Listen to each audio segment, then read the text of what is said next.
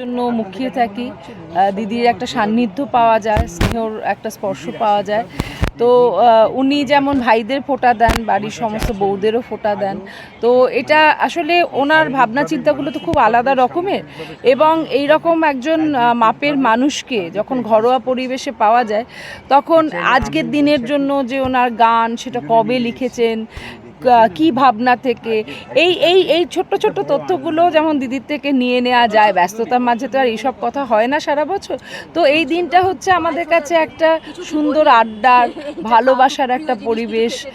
আমি এইটুকুই প্রার্থনা করি ঈশ্বরের কাছে যে শোভন নতুন পদে গেছেন, সেটা তো একটা নিশ্চয়ই আনন্দের মুহূর্ত, কিন্তু এই ভালোবাসাটা যেন সারা জীবন অটুট থাকে, পদ থাকুক না থাকুক।